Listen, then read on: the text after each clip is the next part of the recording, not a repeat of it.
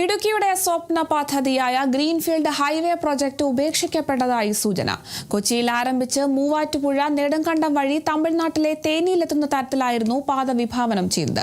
Greenfield ഹൈവേയുടെ സാധ്യതാ പഠന നടപടികൾ പോലും നിർത്തിവെച്ചു. ദക്ഷിണേന്ത്യയിലെ പ്രധാന നഗരങ്ങളായ കൊച്ചിയെയും മധുരയെയും കുറഞ്ഞ ദൂരത്തിൽ ബന്ധിപ്പിക്കുക എന്ന ലക്ഷ്യത്തോടെയാണ് ഗ്രീൻഫീൽഡ് ഹൈവേ പ്രൊജക്ട് പ്രഖ്യാപിച്ചത്.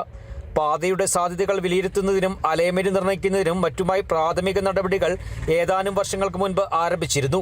നിലവിലെ പാതകളിലൂടെയല്ലാതെ മലയോര മേഖലയിൽ പുതിയ പാത നിർമ്മിക്കുമെന്നായിരുന്നു പ്രഖ്യാപനം.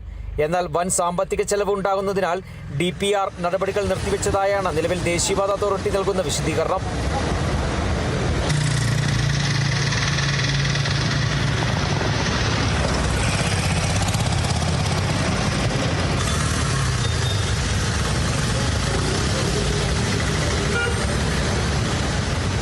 മലയോര മേഖലയുടെ സമഗ്ര വികസനത്തിന് സാക്ഷ്യം വഹിക്കുമായിരുന്ന പദ്ധതിയാണ് തുടക്കത്തിൽ തന്നെ ഉപേക്ഷിക്കപ്പെട്ടത്. 6 വരി പാത നമ്മുടെ ഹൈറേഞ്ചിന്റെ നാടിക്കല്ലായിട്ട് മാറേണ്ടതാണ്.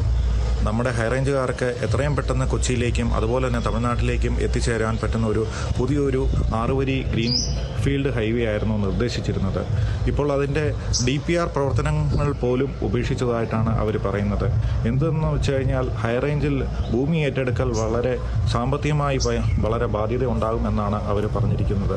ഇതിൻ്റെ ഒരു ഡീറ്റെയിൽ പ്രോജക്റ്റ് സ്റ്റഡി കംപ്ലീറ്റ് ആകുന്നതിന് മുമ്പ് തന്നെ ഇത്രയും പെട്ടെന്ന് സാമ്പത്തിക ബാധ്യതയെന്ന് പറഞ്ഞ് സർക്കാർ ഈ പദ്ധതി ഉപേക്ഷിച്ചത് ഇടുക്കിക്കാർക്ക് അതുപോലെ തന്നെ ഹൈറേഞ്ചുകാർക്ക് വളരെ ഒരു ദ്രോഹപരമായ ഒരു കാര്യമാണ്.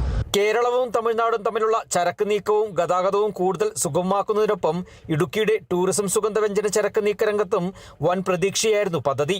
ഗ്രീൻഫീൽഡ് ഹൈവേ പ്രൊജക്ടിലെ നിലവിലെ പ്രതിസന്ധികൾ നീക്കി നടപടികൾ പുനരാരംഭിക്കാൻ ഇടപെടൽ ഉണ്ടാവണമെന്നാണ് നാട്ടുകാരുടെ അടക്കം ആവശ്യം.